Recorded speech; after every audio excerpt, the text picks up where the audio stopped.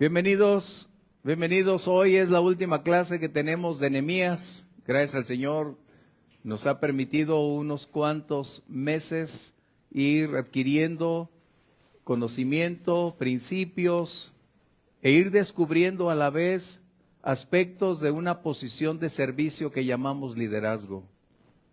Esta es una labor que se emplea o puede ser compartida en cualquier esfera donde nos desenvolvamos.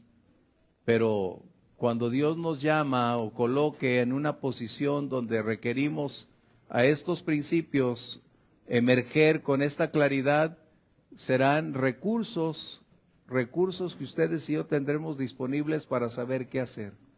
El más grande manual de liderazgo estará en la Biblia. Y lo podremos ver desde José, Moisés y así sucesivamente hasta el modelo perfecto que es el Señor Jesús.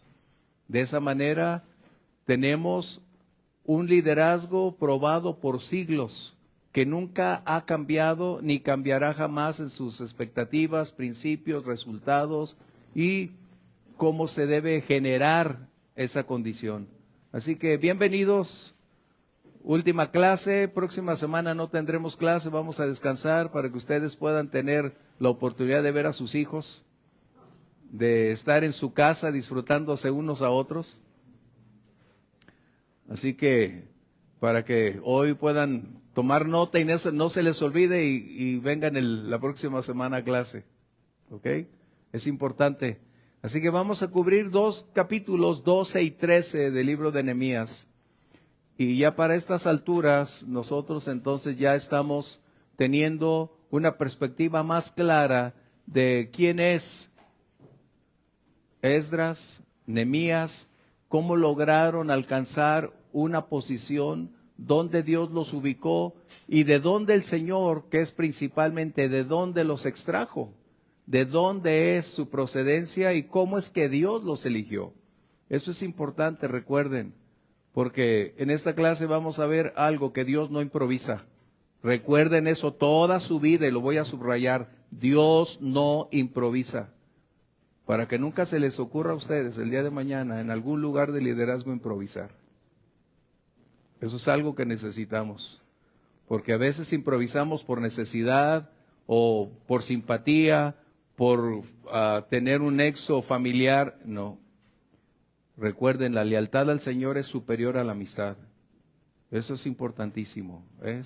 Por eso es que este tipo de clases son demandantes y nos exige un compromiso con lo recibido, con lo confiado. No es a discreción personal, no es a mi manera de entender, de aplicar o mi postura.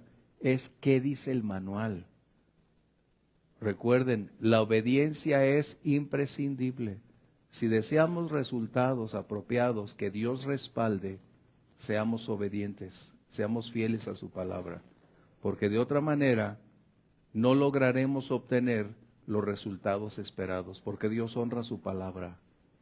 Eso es importantísimo. Recuerden, por favor, porque somos tentados en la vida de la práctica a utilizar medios, posturas, recursos de otro punto, de otro nivel, de otra longitud, y en ocasiones creemos que si para aquel lugar funcionó, creemos que a nuestra vida va a funcionar y no es así.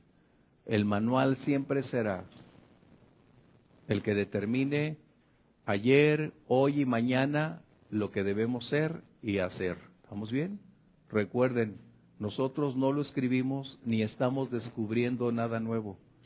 Dios nos ha regalado este manual para, si decidimos obedecerlo, plasmarlo y seguirlo fielmente, tendremos resultados como Dios lo ha declarado. ¿Sí? Así que vamos a guardar nuestros teléfonos, por favor, pónganlos o colóquenlos en silencio y agradecemos a Dios por el tiempo que nos ha permitido disfrutar, ¿verdad? Este tipo de clase. A mí me deleita, me agrada. Y para mí esta clase debería durar 2 horas, para mí, porque su intervención, ahora sí que un pleonasmo, la de ustedes debería incrementarse para entonces ser una interacción que propicie una mejor relación al respecto. pero el tiempo no nos puede permitir, pero en el instituto tenemos 2 horas de una clase de esta naturaleza, y es así. Bien, vamos a abrir nuestra Biblia entonces en Nehemías 12, por favor, y no vamos a decir como diario, necesitamos orar, Señor, ayúdanos. Vamos a pedirle a Dios su presencia, su dirección, y nos permita una comprensión más profunda de esas verdades. Algunos de ustedes, por favor, diríjanos en oración.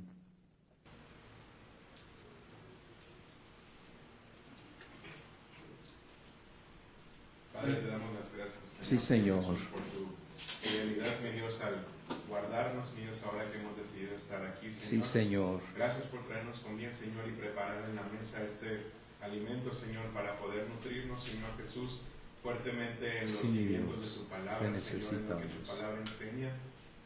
Que esa sea, Señor Jesús, la búsqueda de cada día en nuestra vida, de poder entender, Señor, la verdad de tu palabra, Señor Jesucristo, y Sí, Señor. abre nuestro entendimiento, que tu Espíritu Santo nos dé la sabiduría, Señor Jesús, para poder discernir, mi Dios amado, y atesorar y practicar, Señor, lo que tú deseas que aprendamos. Gracias por el tiempo de inversión, Señor, del pastor, de mis hermanos, de estar aquí. Sí, Señor, y que por sea cada tu Espíritu uno. Santo conduciéndonos, mi Dios, para poder seguir aprendiendo más de ti en el nombre de Jesús. Amén. Gracias, Dios. Capítulo 12, vamos a encontrar una gran cantidad de nombres, de propuestas, y sin lugar a dudas vamos a encontrar también uno de los grandes puntos que es más importante. La obra del Señor es un peso, es una carga. Pregunto, ¿cómo ven ustedes la obra del Señor? Eso es algo que ustedes necesitan decidir. Sí, ahí atrás. Privilegio. Compromiso. Una responsabilidad también. Claro, conlleva responsabilidad, pero ¿qué es más importante? ¿Hacerlo bajo presión, por imposición? ¿O hacerlo con amor, con gratitud, con gozo, con compromiso, preparación, servicio, dedicación? Es personal. Y eso es precisamente lo que necesitamos. Cuando Dios invita a alguien a participar, no forza, no tuerce la mano. Es entender que hay un privilegio más allá que los ángeles tienen. Es algo más grande que cualquier posición gubernamental o empresarial. Es la oportunidad de escuchar la voz del Todopoderoso y permitirnos incidir en sus caminos y continuar en una senda donde Él establece, donde Él confirma. No es cuánto nivel puede otorgar, sino el privilegio es saber que Él nos lleva a un lugar específico para servirle. Primera Tesalonicenses 5:24, por favor. Y es cierto, es una responsabilidad, es un deber, pero algo que el apóstol Pablo define en su propia persona para expresar su beneplácito por ser llamado, y él dice, porque mi responsabilidad es compartir el evangelio, y si lo hago de buena manera, con gozo, tendré recompensa. Pero si lo hago por imposición, de todas maneras tengo el deber de hacerlo. Entonces tenemos la necesidad de saber que servir al Señor con gozo, pasión, como ustedes están colocando sus comentarios, a veces habrá una oposición. Y en ocasiones se vuelve muy crítica esa situación que genera dolor, tristeza, lágrimas, momentos de crisis, pero es justo ahí donde debemos recordar que quien inició la buena obra la concluirá.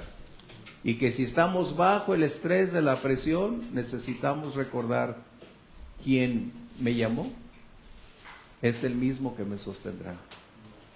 Y si ha permitido que pase por este valle, Dios tiene el control. Qué importante es que tú y yo aprendamos que cuando estamos en esa posición de servicio, nada de lo que nos acontece está fuera de su conocimiento, ni de su control, ni de su aprobación.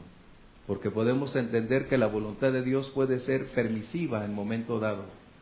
Y esa voluntad permisiva significa que no sea su voluntad perfecta, sino que permite ciertos acontecimientos con propósitos específicos para incidir en nuestro provecho y depurar lo que es necesario, porque de otra manera no lo lograríamos. Entonces, por eso el apóstol Pablo escribe, porque a los que amamos a Dios, ¿pero qué dice? Si no tienes conocimiento, eso se vuelve una crisis. 1 Tesalonicenses, por favor, 5:24. Fiel es el que os llama, el cual también lo hará. ¿Qué dice? Comentarios. Acuérdense, la clase es liderazgo, no estamos hablando del nivel del creyente normal. Liderazgo, ¿qué quiere decir? Confiar en la fidelidad de Dios por el llamado o el propósito por el cual nos llamó. Sí. Y en medio de las circunstancias, confiar en que Él nos va a pulir para poder llegar al punto donde Dios necesita que llegue. Bien. ¿Qué más? No se trata de mí, sino de su fidelidad. Bien. ¿Qué más, Luzmi? Pues es la garantía de que como Dios es fiel, Él va a cumplir y va a hacer en nosotros. Así es. ¿Alguien más? Sí. Bueno, habla de que el que los llama, que el llamado viene del Señor. Ajá. Quiere decir entonces que cuando Dios coloca su mano en algo, no la deja inconclusa. Puede pasar, exactamente. Puede pasar tiempo, pueden venir circunstancias, pueden tiempos ser oscuros, difíciles, sí, pero finalmente Dios no permanece indiferente. Es decir, el que inició no tiene por costumbre abandonar a los suyos en medio de la adversidad. Por el contrario, Él dijo, contigo estaré. En Mateo 28, Jesús hace una declaración que debe ser para cuando estés pasando tiempos difíciles en la obra. Aunque lo utilizamos para todo creyente, Jesús está hablando directamente en ese capítulo 28 a finales acerca del servicio. Recuerden, a veces lo tomamos y sí, todo creyente la puede tomar, cuando dice yo estaré con ustedes, pero Jesús está hablando de servicio.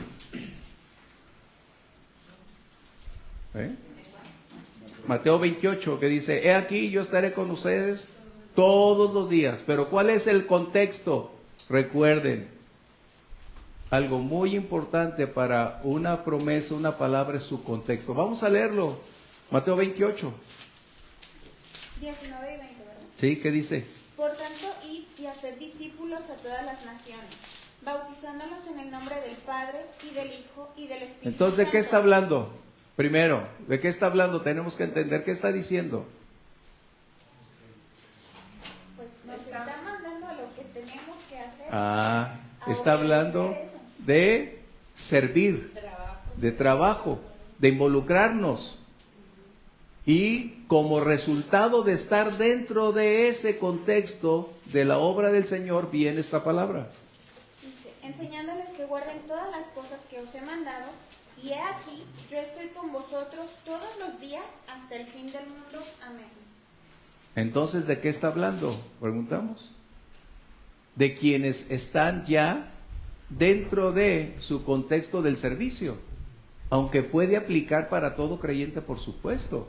Pero Jesús se está refiriendo primera y fundamentalmente para hacer de su obra la nuestra, para hacer de la prioridad del Señor la nuestra. Y cuando estemos inmersos en hacer su obra, tendremos la certeza que Él estará con nosotros en tiempos de lluvia, en tiempos de oposición, en tiempos de crisis, en tiempos de escasez, en tiempos de enfermedad, en tiempos de dolor, como en tiempos de victoria, como en tiempos de alcanzar grandes logros para su gloria. Por eso dice Él, todos los días. Y esa es la certeza que en un momento dado, cuando estás sirviendo al Señor, hay momentos difíciles, donde no se ve la luz con claridad. Y tienes que recordar que quien te envió ya nos legó una gran cantidad de promesas, de seguridades para decirnos, aun cuando el sol no brille, yo estoy contigo. Aun cuando las cosas van mal, yo estoy contigo.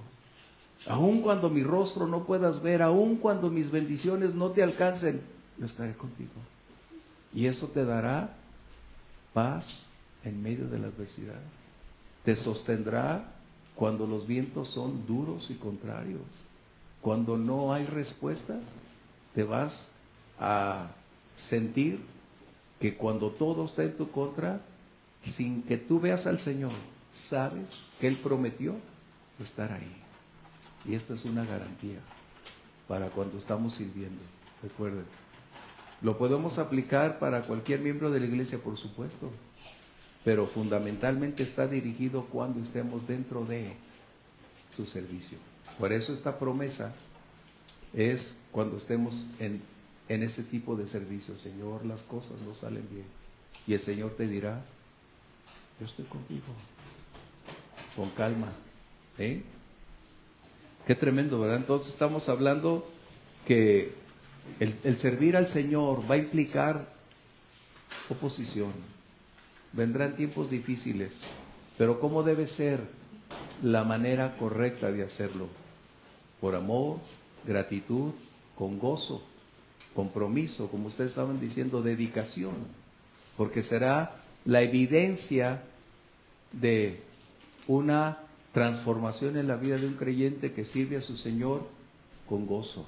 Por eso Nehemías declaró, el gozo del Señor es mi fortaleza. ¿Sí? Qué excelente, ¿verdad? Y esto es lo que me gusta, que cuando llegamos prácticamente al final de este momento nos damos cuenta que Jesús dijo, porque mi yugo es fácil y ligera mi carga. ¿De qué estaba hablando? Del servicio. Vean el contexto. O sea, es verdad, a veces le decimos a la gente, mira, tu carga, lleva la carga del Señor, pero Jesús ahí está hablando del servicio. Fíjense bien, a veces nosotros olvidamos que Jesús nos está hablando, perdón, en ese contexto acerca de estar adquiriendo su obra para hacerla nuestra, y cuando ese peso genera una crisis debemos recordar, porque mi yugo es fácil y ligera mi carga. Eso no quiere decir que no nos duela, claro, la historia está llena de mártires, pero eso es algo que Dios permite a cada persona en su tiempo y momento y acorde al propósito divino. Así que recuerden, qué tremendo, ¿ah? Por eso a veces perdemos la perspectiva, porque no tomamos el contexto. Es tan fácil decir promesas, todo lo puedo en Cristo que me fortalece. La pregunta, ¿es cierto eso? No. ¿Por qué no? ¿Por qué no, Luis? Porque es todo lo que está dentro de su voluntad, y eso no quiere decir que seamos súper. De hecho, eso confiere cierta capacidad extra propia a la persona. Y no exactamente así. ¿Cuál es el contexto de esta palabra? El contexto es saber estar en las buenas y en las malas. He aprendido el secreto, dice Pablo, tener y no tener. Entonces recuerden, a veces escuchamos tantas frases fuera de contexto que no la creemos. Y yo escucho a varios, no, todo lo puedo en Cristo que me fortalece. Y dices, ¿de verdad sabes cómo es que se origina? ¿Cómo es que realmente el Señor dijo esas cosas? Porque hoy tenemos una gran cantidad mediática de muchos pseudo proclamadores que utilizan textos fuera de contexto para colocar posturas, incentivar condiciones que están fuera de lugar. Es cuando dices, todo lo puedo en Cristo que me fortalece, y de veras, Dios así lo determinó. Entonces Pablo, ¿por qué dejó enfermo a Trófimo? ¿Por qué dejó enfermo a Timoteo? Entonces, por favor, cuiden sus contextos. No es nada más decir, aquí dice, sí, pero ¿qué es el contexto de donde emerge esa frase? Eso es muy importante, porque si ustedes, Dios los lleva a una posición de maestros o enseñar, necesitan tener ese contexto muy claro, porque entonces estarán enseñando otro evangelio de cual Jesús no habló. Eso es muy importante. Por eso en Timoteo vimos que nutrido de la escritura, de las sanas palabras. Entonces el ministro, el siervo, es el resultado de su dedicación, pasión, búsqueda y un estudio sistemático de las escrituras, no algo improvisado.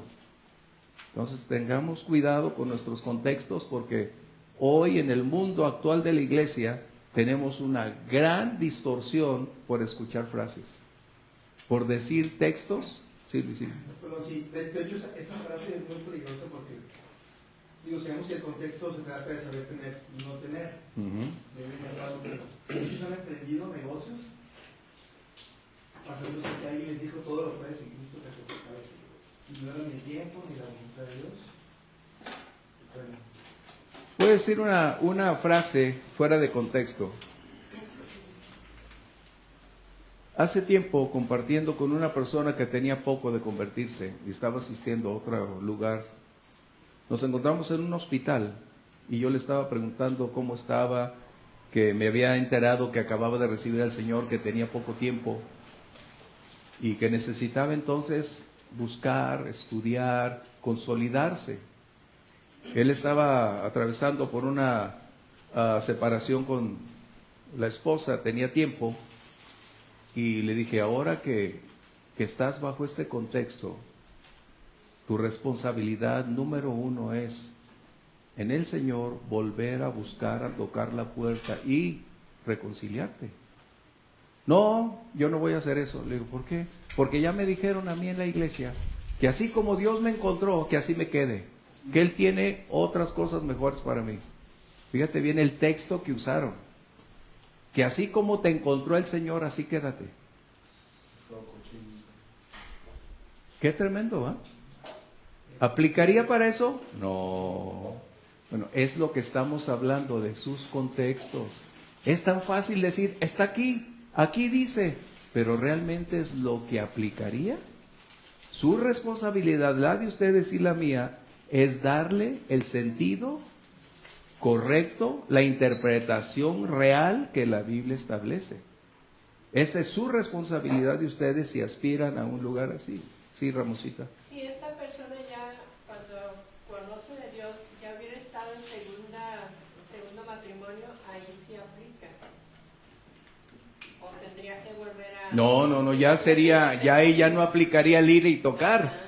Mientras no adquiriera un compromiso previo, es decir, entonces esa es la prioridad. A eso se refiere, o sea, que no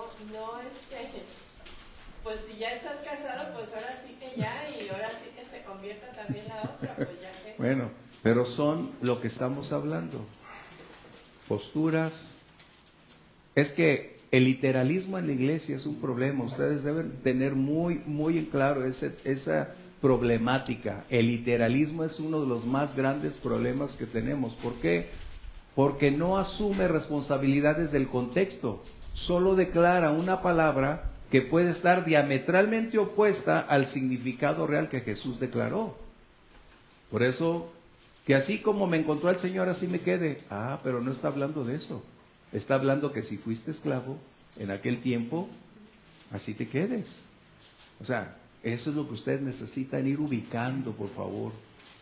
Este es el punto del ministerio. No es simplemente ya estoy aquí. Es un proceso. Nos hemos equivocado y nos seguiremos equivocando. Pero debemos aprender de ese pasado para no volver a cometer esas cosas. ¿Cómo aplica cada texto? ¿Cómo aplica cada lectura? ¿Cómo debe hacerse? ¿Cómo va dirigida? ¿Cómo la puedo aplicar en un contexto para alguien específicamente? Y yo a esta persona le tuve que decir, mira, eso que me acabas de mencionar está fuera del contexto. Y le leí y me dijo, no, así me dijeron. Le digo, es tu decisión. Simplemente necesito hacerte una observación, ya que tocamos el tema, esta es la condición. Pero es tu decisión. Entonces, cuiden sus contextos. No crean todo lo que dicen con una sola palabra. A ver, si dice, si tu ojo es ocasión de caer, ¿por qué no se lo sacan? ¿No? Ese es el literalismo. ¿cuántos tuertos tendríamos en la iglesia? O si tu mano te es ocasión de caer, ese es el literalismo, no entender el significado real de las palabras escritas ahí. Así es, antihermenéutico, dice Luis, y es excelente. Entonces necesitamos ir colocando todas esas condiciones de nuestro entorno donde leemos antes y después para saber qué trata, cuál es el tema. Hay una serie de alegorías cuando uno va al instituto y hablando del literalismo. Por ejemplo, estaban leyendo, uno dice, y Judas se ahorcó, y otro leyó y dice, pues vayan y hagan ustedes lo mismo, ¿no? Pero eran dos textos diametralmente opuestos. Cuando dice el Señor Jesús, vayan y hagan ustedes lo mismo, estaba hablando de darles de comer a los otros. O sea, ¿te das cuenta? Esa es la situación. Entonces, el hecho de que esté escrito no significa el mismo punto que a veces le queremos conferir. ¿Qué dice su contexto? Lo que decía Luis, es una hermenéutica, un estudio de lo que realmente conlleva, contiene, y eso nos va a permitir en el nombre del Señor ser más sabios. O sea, no todos lo sabemos, pero necesitamos estudiar, prepararnos. Ese es el punto, sí, Ramoncito. Y hay un punto peligroso cuando el pastor, dirigente, lo que sea, maestro, no tiene precaución en eso. La congregación puede caer en que a todos dicen amén, sí, gloria. Exacto. ¿Por qué? Porque no han entendido la esencia. Y a veces da problema para un solo versículo 2 para exponerlo. A veces hay que leer, no a veces, hay que leer todo el capítulo anterior y el posterior para ver si de lo que vamos a hablar es de lo correcto, o sea, si hay el contexto. Qué excelente. Eso es una sana interpretación de qué dice, qué está hablando. Por ejemplo, bienaventurados los pobres, porque de ellos es el reino de los cielos. ¿De qué pobres está hablando? Pregunto. Gracias, Irma, tú lo sabes, pero la gran mayoría que dice los pobres, financiera, económicamente, no está hablando de eso. Por eso la iglesia tradicional usurpa demasiado ese punto para enfatizar que los pobres son, o de los pobres el reino de los cielos, y no es verdad. El reino de los cielos no es de los pobres. Qué interesante. Entonces, vivamos con claridad nuestra perspectiva, nuestra enseñanza, asegurándonos primero con el Espíritu Santo, guiando, dirigiendo, confirmando, revelando, y estudiar en su palabra si lo que vamos a compartir está dentro de ese contexto. Cuando Jesús dijo a los pobres siempre los tendréis con vosotros, ¿se refería a los materiales o a los espirituales? A los dos. A los dos. A los dos. Es como si dijeras, Grimaldo, en cuanto le hicieron esto, unos de mis pequeñitos me lo hicieron a mí. ¿De quién está hablando? Pregunto, vamos a buscarlo, repito, Mateo. ¿De quién está hablando? Esto ya lo deben ustedes saber. ¿De quién está hablando? ¿Se dan cuenta cómo es necesario entender el contexto? Por cuanto lo hicieron a uno de mis pequeñitos, me lo hicieron a mí. Ese es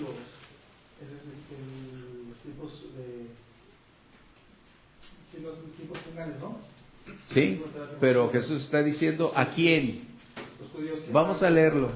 ¿Sí? ¿A quién? Vamos a leerlo. ¿Ya lo encontraron? Ahí está escrito en su Biblia. Ahí en su concordancia viene. O sea, está fuera de la clase, pero lo que estamos hablando es el literalismo. ¿Ya lo encontraron? ¿Pero qué dice? Dice, el que a vosotros recibe... ¿Qué lectura es? Es Mateo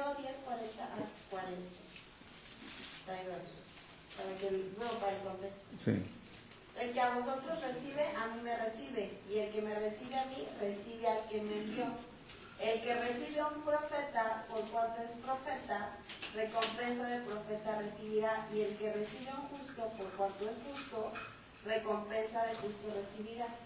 Y cualquiera que dé a uno de estos pequeñitos un vaso de agua fría solamente, por cuanto es discípulo, de cierto os digo que no perderá su recompensa.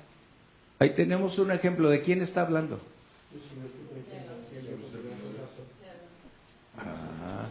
Y vamos a otro punto donde en los últimos días dice, por cuanto visitaron en la cárcel y me vieron desnudo, ¿a quién? ¿De quién está hablando?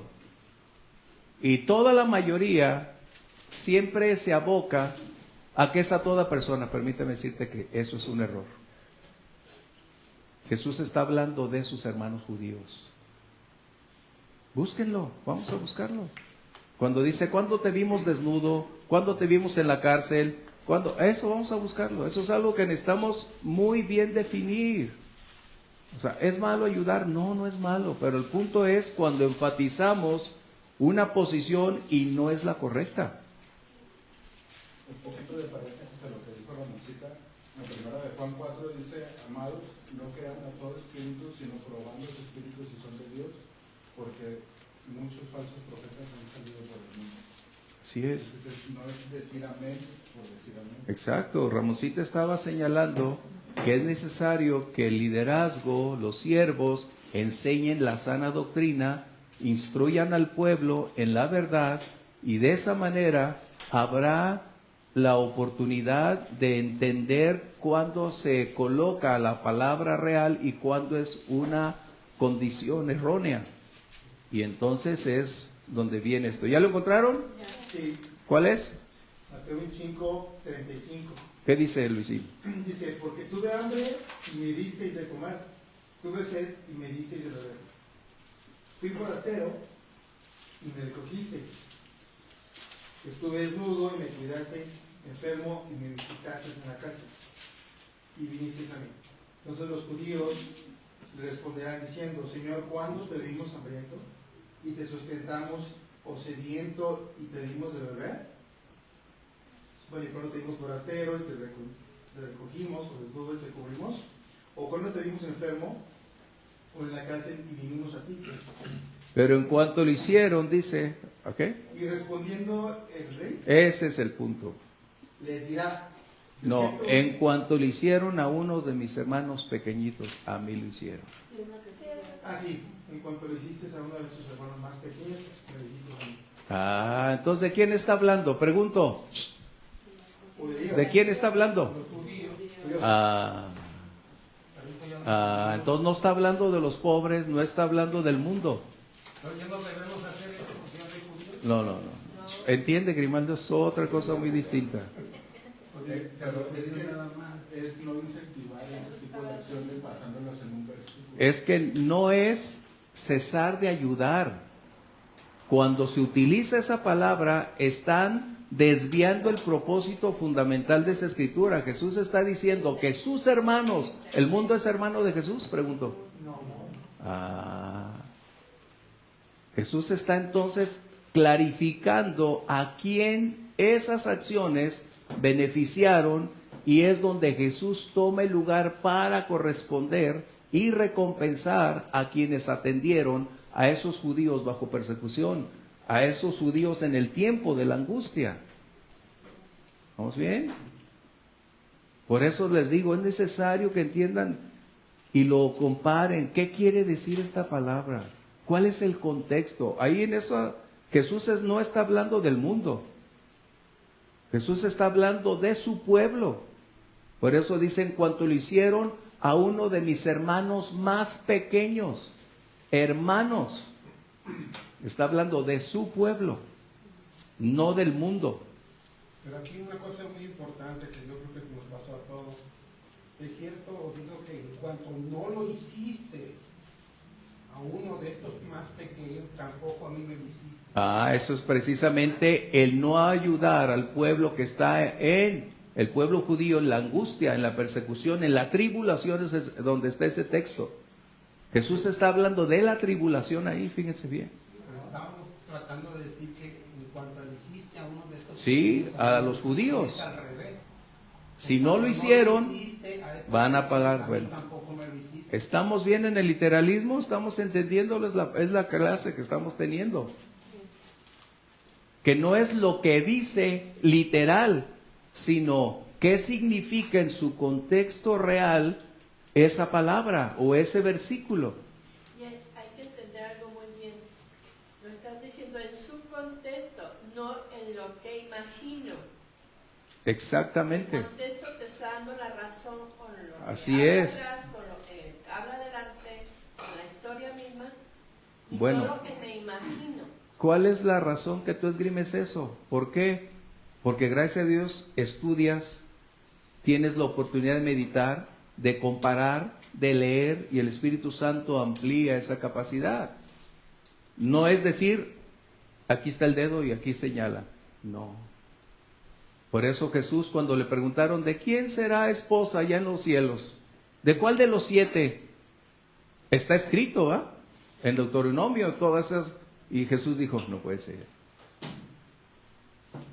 Jesús dijo 2 fuentes del error que hasta el día de hoy tenemos: ignorar las Escrituras e ignorar el poder de Dios. Esos son los 2 errores más terribles que han dañado a la iglesia. Desconocer las Escrituras. Y así que tenemos entonces la necesidad de estudiar. Por eso es importante. En ocasiones se nos mueven las emociones para querer ayudar al mundo y hacerles todo al mundo. La iglesia no está llamada a hacer esa obra social. Y utilizan esos textos. En cuanto lo hiciste, a mí no, eso no aplica. Jesús está hablando de la tribulación para su pueblo. Pero que necesitamos ayudar a los pobres cuando podemos, por supuesto. O sea, nadie lo niega, pero no es la condición de interpretar como pienso, como creo, o de acuerdo a mis intereses, o de acuerdo al plan que tengo para extraer ayuda para otros. Lo que sí podemos sacar de esta acción de Jesús es un espíritu de amor y misericordia hacia su pueblo. Así y es. eso no nos niega a nosotros de sentir lo mismo por alguna persona cercana que... ¿Qué sucedió en la Segunda Guerra Mundial?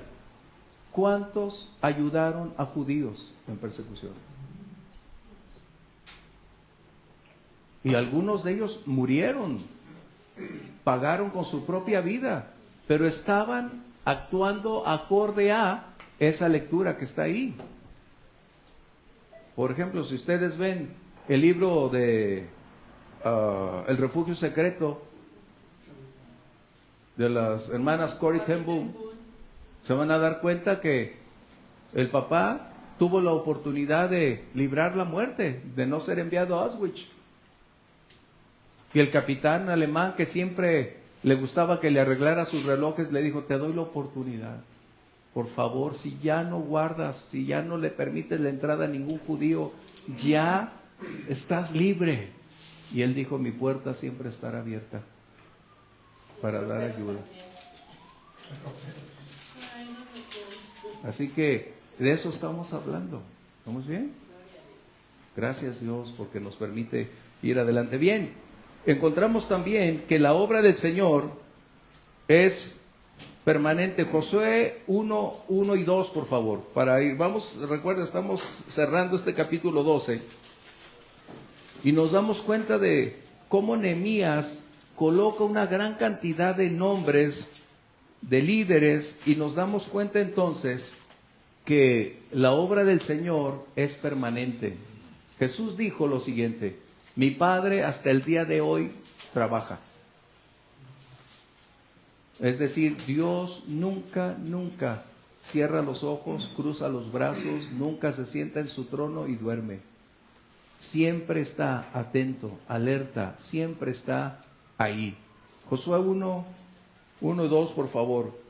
Esto quiere decir que la obra del Señor es de vigencia permanente. Su obra no está limitada a tiempo, ubicación o punto geográfico. Cuando Dios inicia una obra, leíamos hace unos momentos, el que comenzó la buena obra, la concluirá. ¿Qué le dice Dios a Josué? Aconteció después de la muerte de Moisés, siervo de Jehová, que Jehová habló a Josué, hijo de Nun, servidor de Moisés, diciendo: mi siervo Moisés ha muerto. Ahora pues, levántate y pasa este Jordán, tú y todo este pueblo, a la tierra que yo les doy a los hijos de Israel. ¿Qué está diciéndole Dios a Josué? Y algo que ya sabemos. Su obra, la obra del Señor, es un recorrido a lo largo de toda la historia de la tierra, o de toda la humanidad. Pero los obreros son intermitentes, son temporales, tienen un momento de aparición y tienen después una eternidad desapareciendo de ahí. Y eso es donde Dios levanta a mujeres, a hombres, en un lugar determinado, terminan su labor y parten con el Señor, y Dios levanta a alguien más, pero la obra continúa. De hecho, Juan 4:38, eso nos dice que todos los creyentes, cuando Dios nos llama a una labor específica, no somos los autores de una obra, no somos los creativos, somos los sucesores, es decir, los continuadores de la obra de alguien más. Esto recordémoslo, porque después tenemos un conflicto pensando en que somos los number one, que ya todo lo hicimos, lo hacemos. No. ¿Por qué creen que en los 70s, aquí en esta ciudad, Dios nos permitió a muchos convertirnos? ¿Por qué? Porque fue, ay, Alfredito, porque fue el trabajo de oración, de inversión de muchos cientos de personas orando, intercediendo, trabajando, buscando que la voluntad de Dios se cumpliera. Y ellos fueron quienes sembraron con lágrimas, como dice la palabra, irán dando y llorando el que siembra la simiente. Quizás muchos de ellos ni siquiera vieron su fruto y nosotros somos el resultado de ellos. Y hoy somos los continuadores de la obra de ellos. Y así sucesivamente en esa ascendencia, ellos eran continuadores de otros también. ¿Se dan cuenta? Juan 4:38, por favor. Yo os he enviado a cegar lo que vosotros no labrasteis. Otros labraron y vosotros habéis entrado en sus labores. ¿A quién le está hablando? Jesús, ¿a quién le está diciendo? A sus discípulos. Es decir, que nosotros estamos en un lugar donde otro anteriormente inició, desarrolló, pero su tiempo sobre la faz de la tierra y el servicio dedicado a Dios concluyó para llevárselo a su presencia divina, y ahora Dios levanta a otro creyente o a otra mujer para dar continuidad a esa obra y prolongarse. Eso debemos recordar, que un buen día ya no estaremos allí. ¿Y quién se hará cargo? Dios lo levantará. Pero la labor de quien está al frente es responsable de preparar a la siguiente generación para lograr.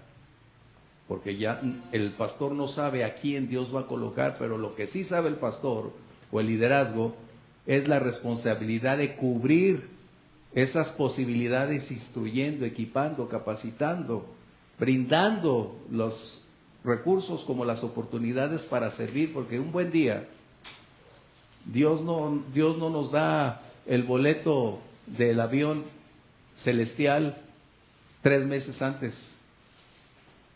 Dios nos dice: Rolando López, hoy es el día.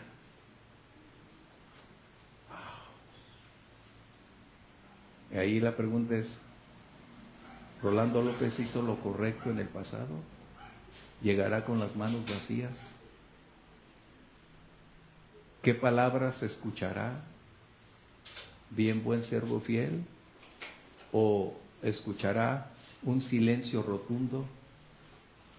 ¿Qué cosas? Qué importante.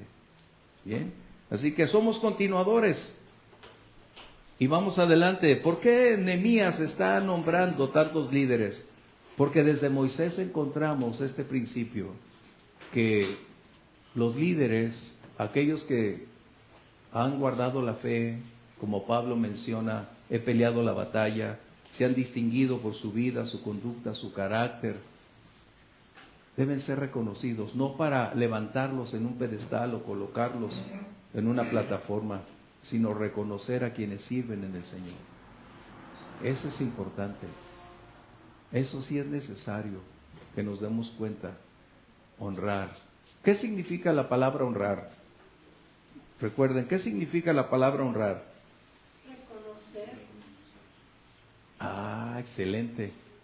Y voy a decir algo que también necesito, ¿qué significa? Y si realmente está correcto la palabra reverendo. A ver. Necesitamos entender y comprender ese. Contexto honrar, sí. Aquí en nuestro México no se usa mucho. No, pero en cualquier lugar esa palabra reverendo, ¿es aplicable o no es aplicable? Aun cuando sea popular, ¿eh? Es muy popular, pero la pregunta que hago ¿es correcto? Vean la etimología de esa palabra. Es que, bueno, la definición. Vean la etimología. Significa que es darle reverencia. Al único que merece reverencia, el único digno es Jesucristo. Esa es la respuesta correcta, señores y señoras. Nunca utilicemos esa palabra reverendo, por favor. Nunca. Aunque les guste. Aunque les agrade que les digan reverendo, no. Un buen día estábamos en otro país y me dicen reverendo, no soy pastor. Y le dije, soy ministro. ¿Qué significa ministro? Servidor. Pero reverendo no. Tengan cuidado. A veces queremos ser políticamente correctos. Queremos cubrir. No. Por favor, no utilicemos ese nombre o se lo confiramos a alguien. Deséchenlo. Un diccionario digno de reverencia o merecedor de gran respeto. De reverencia. El único que merece reverencia es el Señor. Esa es la gran condición, que por volverse popular y en el ámbito litúrgico se escucha grato y se le confiere una posición, no debe estar ahí. No debe estar ahí. Si tú lo utilizas desde hoy, entiéndelo, estás confiriéndole una posición inmerecida. Estás dándole un honor a las criaturas antes que al Señor. Pero si quieres seguirlo utilizando, utilízala. Yo soy libre hoy de toda esa condición. En los términos del ambiente familiar y la cultura de las madres a los hijos, eres un reverendo. No hay que reverenciar a nadie, así que... pues por lo mismo, quiere decir que ellos comprenden otro contexto. Bueno, a ver, ¿estamos bien? Entonces, recuerden, estamos hablando de palabras que a veces, o textos que utilizamos o se utilizan en el diario a diario, pero que están fuera de contexto. Sí, por eso te comentaba yo en el punto de honrar, meten la Sí, RB, pues. sí, pero ahí es ministro, señor ministro. Los pastores siempre, algunos pastores, ¿Les gusta? y si manda, Sí. Arévalo igual. O sea, No, reverendo, no, pues. No. Y en el seminario, por lo general, aquellos que viven dentro de las instalaciones por 2 años o 3 años, salen y no son ministros. Les gusta ser reverendos. Y dices, ¿y cuál es la diferencia? Si yo estuve en el instituto, pero yo no dormía ahí como tú. Tú te la pasabas de flojo durmiendo ahí. Yo tenía que ir a trabajar. ¿Qué diferencia, va? Pero bueno, son palabras que ustedes necesitan conocer, ubicar y aplicar correctamente. Porque la medida de tu aplicación sobre esos textos va a declarar realmente dónde estás parado. No se trata de quedar bien, sino saber aplicar el contexto. Si es un ministro, señor ministro o pastor, Dios lo bendiga. Pero reverenciar es casi besarle la mano. Hay ministros, bueno, a mí me ha tocado que hasta su credencial sacan y dicen, mira, soy ministro de la delegación con de tal, y vinieron y me nombraron. Pues mucho gusto, pero para mí sigue siendo el pastor. No está dentro de mi vocabulario llamarlo reverendo. Yo solo conozco uno y está sentado en gloria y majestad a quien reverencio. Hablando de este tema es, ¿y qué de los que dicen que son pastores y ni ovejas tienen? Y mi congregación y dicen, es que soy pastor, es que no eres pastor, ¿de quién? Bueno, pues ese es el problema, que nos adjudicamos o se adjudican. Pero el problema, como dice el famoso dicho mexicano, el problema no es el indio. Ese no es el problema. Porque es más indio el que se lo hace compadre. Pero pues bueno, es que ahí es en la parte de por sus frutos lo conocerán. Bueno, pero recuerden, pero lo que estamos hablando es cómo, si tú tienes 1 milímetro de pensamiento adicional, utilízalo para decir, eso no es. Ahora, no conozco a una persona o no conozco el título, ¿qué significa? Como Grimaldo correctamente colocó, ¿qué dice el diccionario? ¿Qué dice la etimología? Y si entiendo la etimología, entonces ya es mi responsabilidad usar o no lo que esa persona cree. ¿Bien? Vamos adelante. Nomás es necesario aclarar estos puntos en este ámbito de liderazgo, porque eso es vital para ustedes hoy y mañana. Nunca jamás utilicen reverendo. Aún como decía Ramoncita, con la iglesia donde estuvimos, se firmaba, nunca debió ser así. Nunca. Nunca. Eso es algo que necesitamos colocar. ¿Sale? Se merece el respeto por la autoridad que fue delegada. Sí, pero la Biblia nos dice que respetemos a toda persona. Al que respeto, respeto. O sea, es independiente. Independiente. Siempre será el pastor, que de hecho la iglesia nunca menciona, la Biblia nunca menciona a alguien como reverendo. No hay un título de reverendo en la Biblia. El único título que se tiene es pastor, siervo, que es ministro, pero no hay otro más. No hay un título así, de excelencia jerárquica. ¿Okay? Bien, vamos adelante. ¿Qué sucedió entonces durante este capítulo 12? Hubo una dedicación para el Señor y el pueblo realmente se dedicó a darle gloria a Dios. Pero recuerden, quienes participaron en esta declaración de gozo, de servicio al Señor, no fueron personas tomadas del pueblo. Versos 27 y 30 de este capítulo 12 nos dicen quiénes eran esas personas. Fueron supervisados, evaluados. ¿Evaluados? Sí.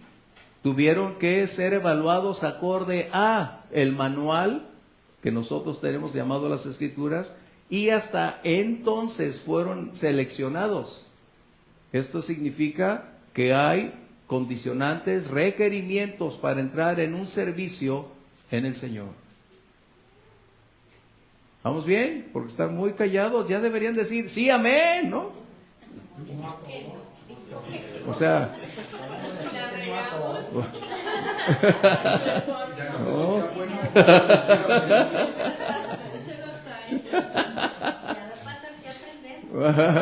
Por eso el verso 30 dice, se purificaron, es decir, tenemos necesidad de ir aprendiendo que todo voluntario en el servicio del Señor debe reunir características, debe tener capacidades, dones, talentos, un llamado y su estilo de vida muy bien definido. Eso es importante. ¿Por qué? Porque entonces no estaremos afirmando nuestra dependencia de la palabra, sino de nuestra postura, de mi interpretación de mi conocimiento de si es una persona exitosa en los negocios, pues lo llevo a esta altura, o si es alguien que tiene una educación en el ámbito de consultoría, de consejería, pues lo puedo llevar para ser director de consejería en la iglesia. No. Recuerden, ustedes, si Dios los lleva a una posición, serán responsables de todo lo que van a permitir que suceda. No puedes permitir a un psicólogo estar dando psicología dentro de la iglesia. Tenerlo ahí. Qué diferente, ¿verdad? O sea, ¿por qué? Porque la palabra de Dios es suficiente para el creyente. ¿Es mala la psicología? No, pero eso aplica para las personas no nacidas de nuevo.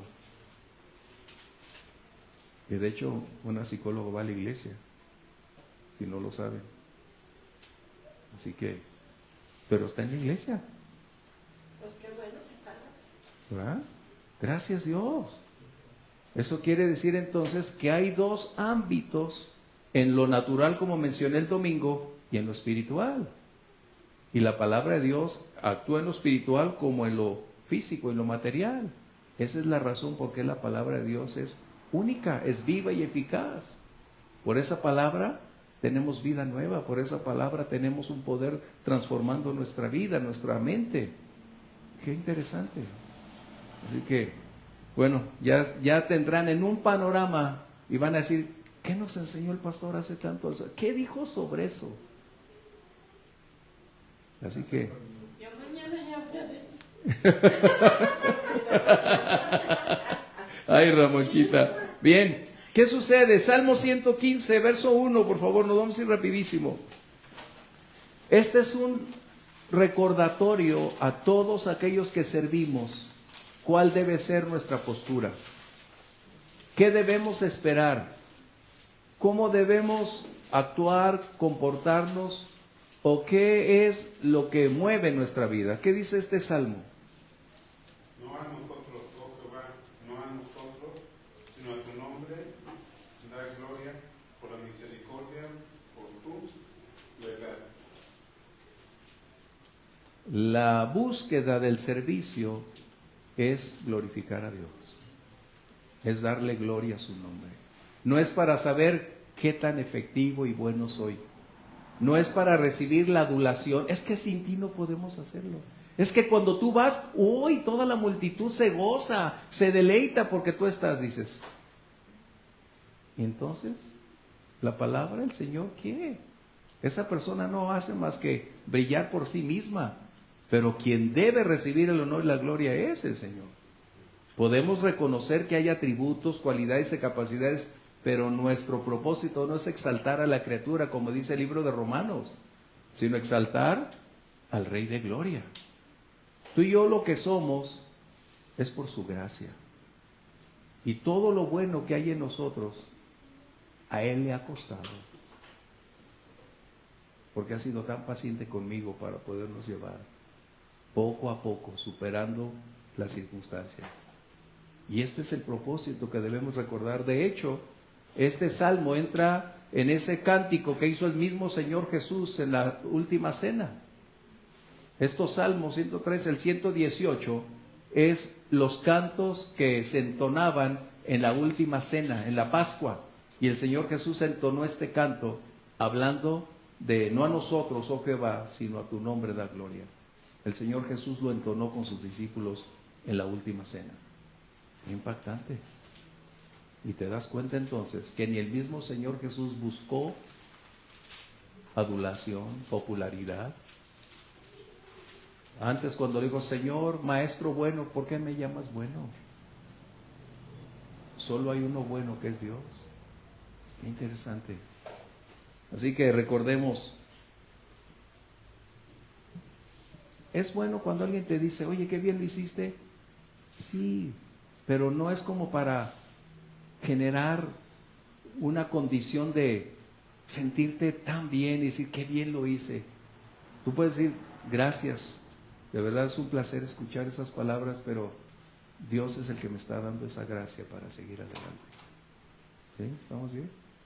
O sea, se puede recibir, pero en esa actitud de humildad y recordarnos a nosotros mismos que todo lo que soy es por Él y es para Él. ¿Sí? Eso es importante. Bien, capítulo 13, para irnos rápido, Nehemías hizo una serie de reformas. Y una de las grandes condiciones que vamos a encontrar en este capítulo 13, que ya lo analizamos anteriormente, es un tema de separación. Esdras, Nehemías habían estado alentando al pueblo a caminar e a involucrarse en servir al Señor. Y esto despertó en la gran mayoría una serie de promesas, una alegría inmensa para decir, sí Señor, yo lo haré, yo voy, cuenta conmigo. Y empezaron a hacer también sus acciones de promesas. Pero, ¿cuál era el punto que estaba manifestándose? Es lo que está sucediendo hoy actualmente en la iglesia. La subjetividad, el manejo de emociones. Cuidado con eso. Por eso, hoy realmente la gran mayoría de personas le gusta asistir a un lugar porque sus emociones son levantadas. Porque se siente a gusto, contento, feliz, puede llorar, puede levantar sus manos y adjudicar que Dios estaba ahí, pero no existe ninguna transformación en su vida. Eso se vuelve solamente un destello fugaz que el día de mañana se va a desvanecer. Y se vuelve entonces una adicción el asistir a causa de escuchar, Dios me va a bendecir, soy prosperado, soy la mejor persona, nací para triunfar, soy el hijo de Dios, soy el campeón. ¿Te das cuenta? Y algunos pastores dicen, repita conmigo esta. Y dices, recuerden, eso no es grato delante de Dios. La subjetividad. Porque esa es la carne, como dice la Biblia. Las emociones tienen buenas características y las sabemos colocar correctamente. Pero cuando se manipulan las emociones, es donde entonces surgen las grandes tragedias. Cuidado con las emociones. Sí, Ramonchita.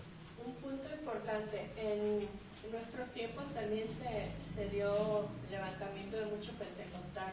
Sí. Entonces, esto era más emoción que doctrina. Exacto. Entonces, gracias a Dios ya no hay tantos. Entonces, al menos aquí. Podemos ver, era fellito, ¿no? Porque la gente no maduraba, se tiraban al suelo y se volvían a levantar igual. Entonces, no es eso lo que edifica, no es eso lo que hace madurar, el brincar, el saltar, aún hablar en lenguas, porque la misma Biblia dice, de nada sirve si yo hablo lenguas y retumbo, ¿no? Pero pues vivir es otra, entonces eso también es... El sensacionalismo, recuerden, lo que está hablando Ramoncita, solo vivimos por años. No hablamos de oídas, hablamos quienes estuvimos presentes bajo esas circunstancias. El sensacionalismo produce características en las personas de aliento, de motivación, de brillar sus ojos, de sonrisa, de ir adelante, pero cuando vienen los tiempos críticos, se acabó, se desvaneció y a los pocos días. Pero también eso se vuelve una manipulación porque se convierte en medios para extraer de las personas lo material. Y la gente emocionada no tiene problemas en dar. El problema es cuando despierta y el marido le dice, ¿qué hiciste? Ay, pues es que Dios me dijo. No, Dios no te dijo eso.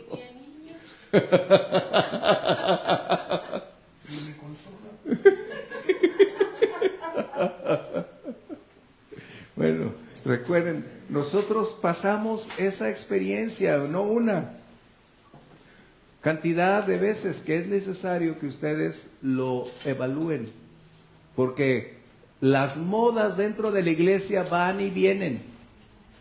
Todo lo que ven hoy no es algo nuevo, es algo que ya pasó en un ayer y va a volver a resurgir porque es lo que la gente está esperando. Por eso el Espíritu Santo en Pablo coloca unas palabras que dice, porque vendrá tiempo cuando no les alegrará la sana doctrina, sino que teniendo comezón de oír, van a buscar quien les deleite el oído. Eso está hablando. Entonces, la subjetividad es un riesgo. Miren, espero 2 minutos tomarme en esto. Hace unos días Iván me preguntaba, ¿cuál es la diferencia entre un himno y un canto actual? ¿Recuerdas? Bueno, voy a darles un pequeño parámetro y espero que lo hagan ustedes en su casa. En un himno, coloquen un estudio de cuántos pronombres personales se tienen y cuántos pronombres personales en un canto de hoy se tienen. Con eso tenemos para empezar. ¿Qué es un pronombre personal? Ay, ahorita que te explique Ramonchita.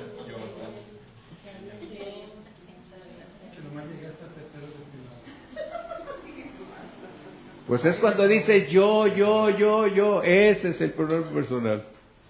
¿Ok? Analícenlo y entonces se van a percatar que realmente estamos en un grave conflicto, porque estamos exaltando a la persona y no al Señor, porque estamos adjudicándole al creyente todo el valor en vez de reconocer de quién procede. ¿Se dan cuenta? Eso es lo que está pasando. Por eso la gran mayoría de cantos, ay, es que se siente tan bonito. Y ay, es que me encanta. Y puedo decirte que de acuerdo a la neurociencia, cada cierto toque, cada cierto ritmo en la melodía impulsa, produce, y Ángel debe tener un poco de conocimiento de esto, un despertar dentro de cada persona para inclinar sus sentimientos a ese fin. Cada cierta melodía, cada cierto movimiento, trazo, ritmo es colocado bajo ese contexto. Hoy ya la mayoría de los cantos en la iglesia no son inspirados, son diseñados. Recuerden, por eso hoy, todo lo bonito y nada cambia. Eso no quiere decir que todos están en ese contexto, no. Pero una gran mayoría, percátense. Antes, a Dios sea la gloria. Y hoy, yo te amo, Señor, yo te canto. ¿Te das cuenta? Tengamos cuidado, eso es lo que estamos hablando.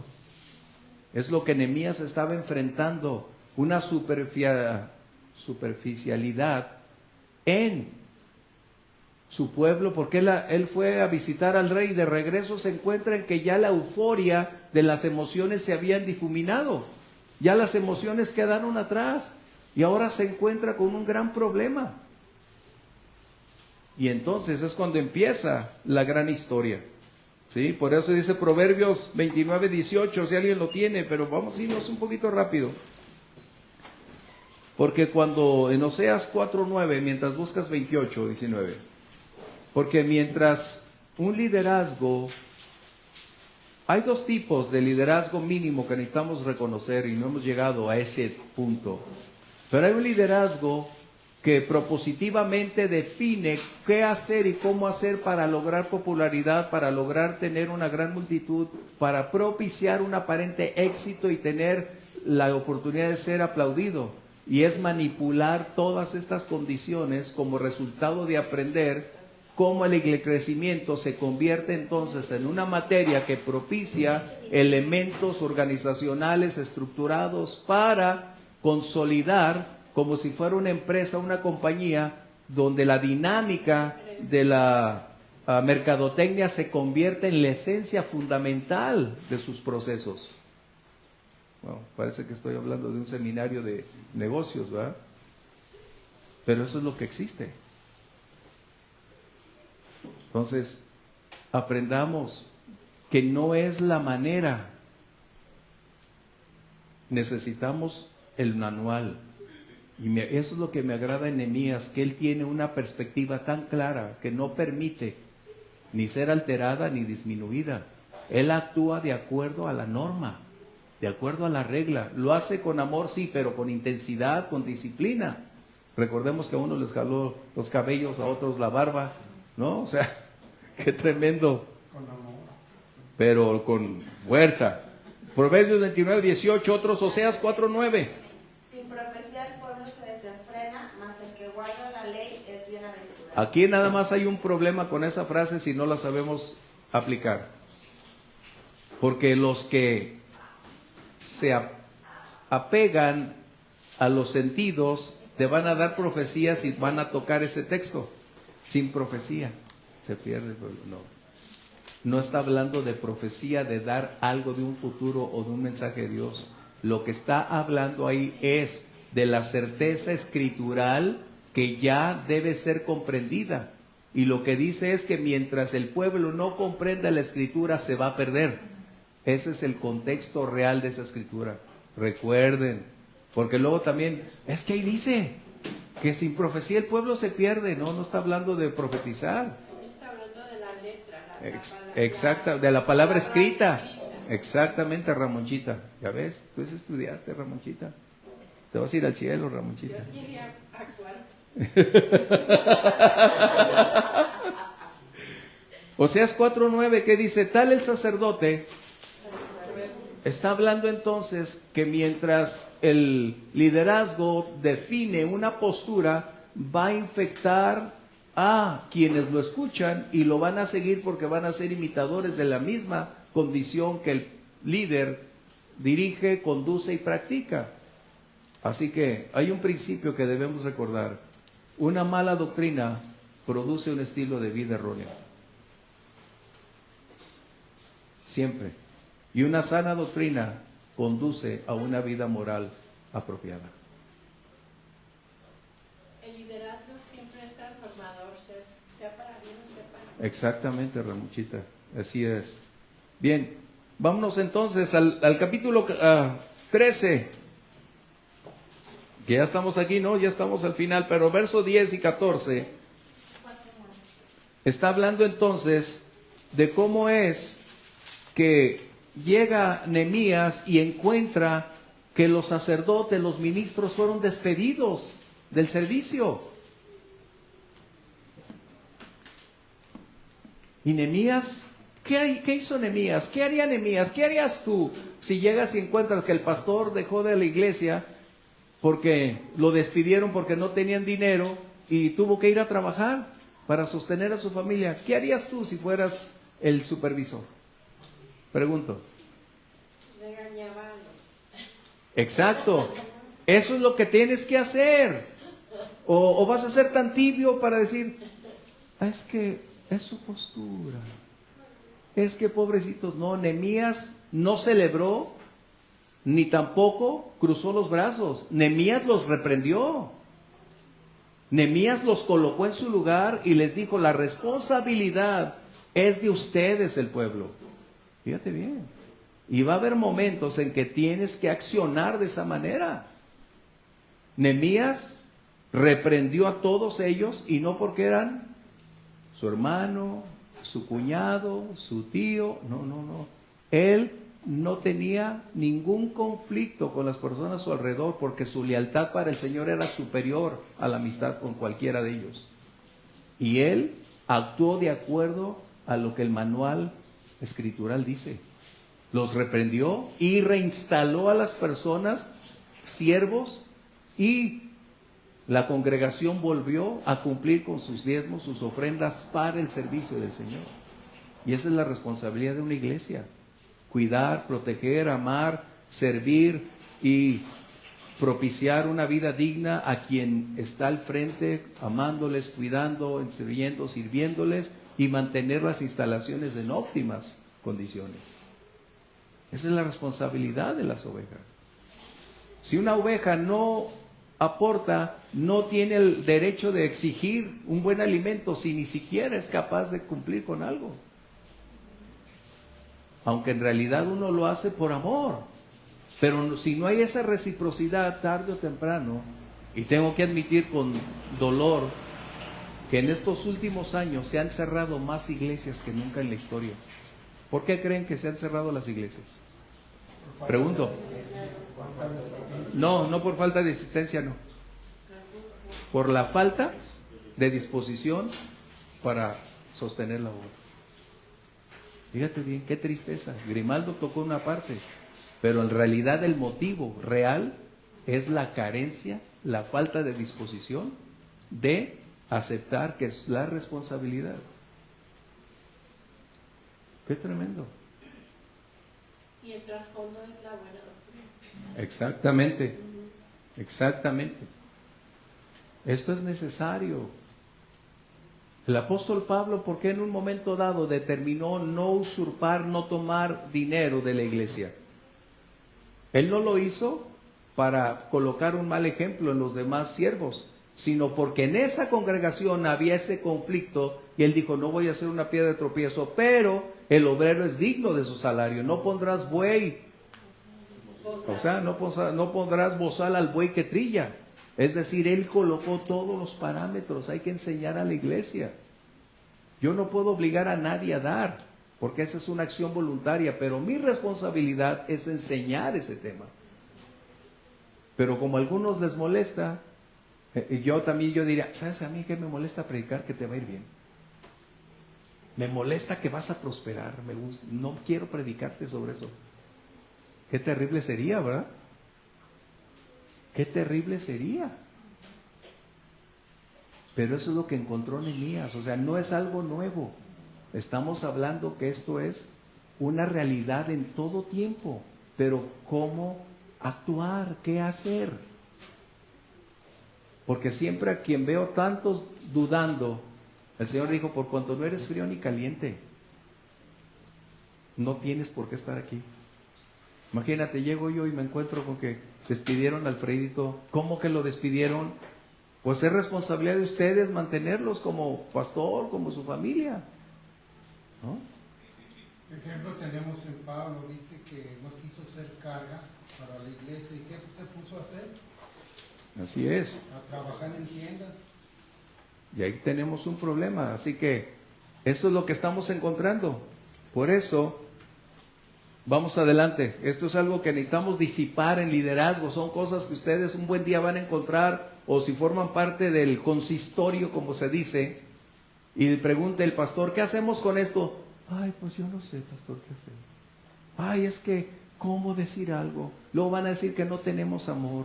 O es que, ¿cómo poder hacer algo si ellos no quieren? ¿Qué van a hacer ustedes? Es la pregunta. Porque un buen día ustedes van a entrar y quizás, como se dice en el mundo, solos contra el mundo. ¿Y qué van a hacer? Piénsenlo bien, porque lo que ustedes van a hacer va a escribir la historia de su presente y su futuro, y tristemente van a colocar, si no tomaron la mejor decisión, un parámetro para otra generación que va a ser, no solo eso, va a cerrar más el corazón. Así que es importante que hagamos esto. Bien, versos 15 al 22 está hablando Nehemías del día del Señor. Y encuentra que el pueblo el día de sábado se va a comprar pescado, se va a comprar legumbres. Recuerden, para ellos era el sábado. Y Nehemías, ¿qué dice? Vamos a cerrar las puertas y nadie va a entrar ni salir ese día. Uno pudiera decir, uy, qué impositivo, uy, qué dogmático, uy, qué ortodoxo. No, Nehemías estaba precisamente instruyendo al pueblo que tenían 6 días para hacer toda su vida. Y el sábado, al menos en Israel, era el día del Señor. Para ti y para mí es el domingo. Y necesitamos invertir un tiempo para adorar, para servir al Señor, para agradecer sus bondades. Y Dios nos brinda 6 días para todo. O sea, no quiere decir que vamos a ser impositivos. Usted no vaya a trabajar. No, hay quien trabaja el domingo por necesidad, porque su turno, en fin, su situación. Pero quien tiene la posibilidad requiere invertir sobre eso. Recuerden, es algo que tenemos que tocar. Bien, ¿qué medidas tomó Nehemías? Él decidió a los matrimonios mixtos, conforme a la voluntad de Dios y de acuerdo a las Escrituras, decirles, necesitan separarse. Qué difícil, mas esto era la ley. Sin obediencia no hay bendición. No esperemos que la ausencia de obediencia produzca bendición. La obediencia es el cimiento de la bendición. Y son posturas tan duras, críticas, que cuesta trabajo en un momento dado colocarlas, pero al fin, eso era lo que dice Éxodo 34, ¿no? Pero al final la pregunta es, para concluir, lo que nosotros estamos haciendo hoy, ¿realmente estamos colocando los cimientos de una adoración genuina, de un servicio fiel, de una obediencia sumisa al Señor, que será la norma para la siguiente generación? Esa es la pregunta que tú y yo necesitamos hacernos. Lo que tú y yo estamos haciendo hoy en el Señor y para el Señor, ¿es realmente de utilidad, eficiente y un buen ejemplo para que la siguiente generación continúe haciéndolo? Qué tremendo. Eso es lo que hizo Nehemías. Él escribió una historia que necesitamos aprender. Ayúdanos, Señor, a no permitir a nuestra apatía, a nuestra falta de interés o a nuestras amistades convertirse en el argumento para no accionar. Jesús mismo dijo, ¿quién es mi madre y quiénes son mis hermanos?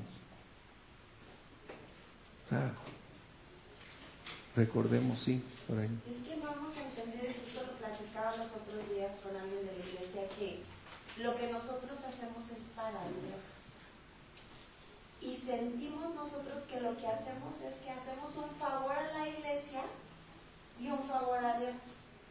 Y vemos el ministerio como un hobby y no como un llamado y un compromiso. Entonces yo le comentaba a esta persona en la iglesia, le digo, si realmente entendiéramos que es el ministerio, y un ejemplo tan sencillo es, ¿por qué no practicas con tu guitarra 20 minutos al día?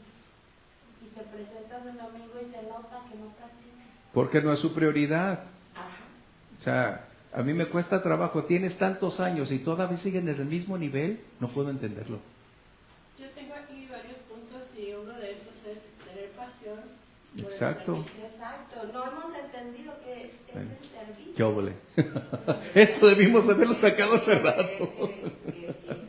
Sin mi servicio, la obra no va a caminar. Y eso es en todas las iglesias, digo, lo de nosotros pasa. La gente cree que ya cumplí, le hago el favor es ir a lo que decía el pastor, a lo que vamos es, ¿cómo le voy a pedir que haga más? Y es donde caemos en el error. No, si tienes que decirle que es para Dios y que lo tiene que hacer mejor, y si no, que gracias por participar y se va y se siente, ¿no? Mira, es algo que necesitamos darnos cuenta, aunque ya el tiempo ya nos ganó, pero a Nehemías le dolería ver a su pueblo otra vez en la misma bancarrota, después de haberlos visto emocionados subir aquí, y cuando regresa los encuentra en el mismo o peor nivel de donde estaban antes. ¿Qué fue lo que le caracterizó a Nehemías? Él lloró, tuvo tristeza, tuvo dolor, y tuvo necesidad de orar y presentarse al Señor. ¿Por qué? Porque esa es la realidad de un genuino líder, que no puedes permanecer indiferente. Si no te duele esa situación, nada te va a doler. Pero del otro lado, hablamos de que fueron escogidos, que no fueron improvisados. A mí me cuesta trabajo que alguien no se supere. Me cuesta trabajo que siga en el mismo nivel. Y hay una palabra que Chuck Swindoll, un pastor en California, dijo: ¿cómo vivir por encima de la mediocridad? Y eso a mí me impactó. Chuck Swindoll lo dijo: ¿cómo vivir por encima de la mediocridad? Y es que somos llamados a la excelencia, pero cuando no procura a alguien en un ministerio la excelencia es porque no le interesa. O sea, eso es algo que yo puedo darme cuenta claramente, y no es porque yo esté en excelencia, no, mi propósito es ir superándome, es ir preparándome, es ir adquiriendo lo mejor para el Señor. Pero cuando ves que alguien es, ¿cómo decir la palabra sin ser tan crítico? Conformista. Ay, toqué 2 minutos, o toqué, o canté, ya con eso. No, depuren sus voces, depuren sus capacidades, sus talentos, sus habilidades, pandero, danza, o sea, en cualquier ámbito, démosle lo mejor al Señor. ¿Vale? Bien, gracias Dios. Vamos a regresar a casa con estas palabras. Recuerden, un ministerio inicia con oración, vivimos orando y concluimos el ministerio orando. Siempre, porque es el medio que Dios nos permite para continuar adelante. Hoy puse ahí en varones, la fe y la oración son los elementos vitales para alcanzar la respuesta y la solución a nuestros problemas. ¿Sí? Por favor, alguno de ustedes, ¿vamos a tener clase la próxima semana? No. Ah, ¡ay sí, qué rápido! No todo esto. Bien, algunos de ustedes, por favor, diríjanos en oración. Y próxima semana, comentarles, no tendremos clase, terminamos Nehemías y empezaremos con el libro de Esther. Gracias. Señor, bendiciones. Agradecido, Padre Santo, Señor, por esta oportunidad que nos das de venir, Padre mío, Señor, a alimentarnos, Padre Santo, de tu palabra. Sí, Señor. Te pido, Padre Santo, Señor, mi Dios, que conforme al corazón de cada uno de nosotros, Señor, mi Dios, lo aprendido el día de hoy, Señor, permanezca, Padre Santo, Señor, mi Dios, que lo podamos guardar, gracias, que lo podamos llevar, que lo podamos poner en práctica, Padre Santo. Sí, Señor. Y sobre todo recordar, Padre mío, Señor, que el servicio es para ti, Padre. Sí, Señor. El servicio es para honra y gloria, Padre Santo, Señor mi Dios, es solamente para ti. Ayúdanos, Señor. Dios, ayúdanos a serte fieles, Padre Santo, Señor, porque tú eres fiel, Padre mío, Señor. Tu fidelidad es inmensa, Padre Santo, Señor mi Dios, y nosotros de una u otra forma, Padre Santo, Señor mi Dios, fallamos al día a día, Padre Santo, Señor. Te pido, Padre mío, que sigas levantando corazones. Sí, Señor. Manos en el amén, sí, Señor. Santo, Señor. Envía a despierta su espíritu, despierta su alma. Atrae a todos a quienes servimos esa entrega, esa búsqueda, la excelencia, el continuar adelante, de curar cada día sus talentos y habilidades para ti, Señor. Te pido, Padre Santo, en esta noche que nos guíes, que nos lleves a casa. Sí, Señor. Que nos guardes, Padre mío, Señor, que nos permitas llegar con bien. Sí, Señor. En el nombre de tu Hijo Jesús te damos las gracias. Amén. Dios los bendiga. Nos vemos la próxima dentro de 15 días. Bendiciones.